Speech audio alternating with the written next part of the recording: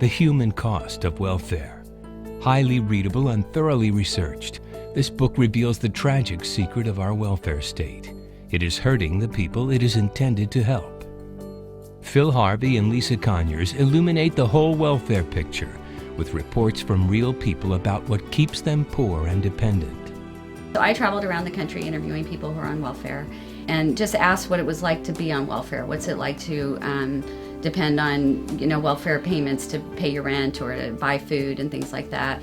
What's it like to raise your family on welfare? And some of the answers were just heartbreaking. People really still want the American dream. They still want to go out and earn their way and be part of their society and community. But welfare puts them in a place where they're really just surviving. They're not able to self-actualize. They're not able to, feel like they've made a contribution. The welfare programs have turned out to be anti-work. Welfare was part of the war on poverty. It is turning out to be more of a war on work. People on welfare programs are afraid to earn too much money for fear they will reach a point when their welfare is simply cut off. This induces a kind of psychology of dependence that perpetuates poverty.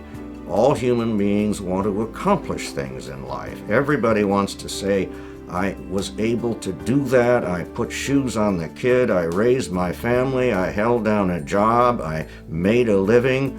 People on welfare are deprived of that sense of self-worth, that sense of dignity, and as a result, they are miserable in many cases.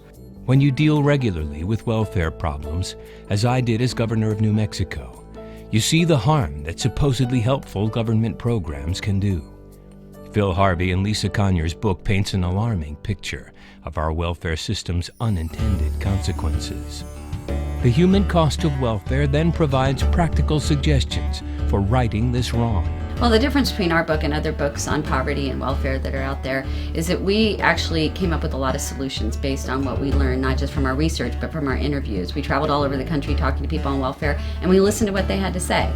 And then we said, okay, what can we do to make their lives better? The longest chapter in the book, in fact, is a solutions chapter.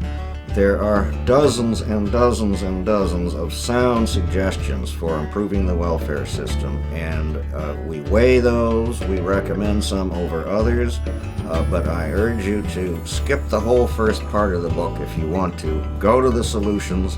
They are clear, they are thoughtful, and I think they are very, very persuasive. The Human Cost of Welfare. Buy it, read it, and become part of the solution.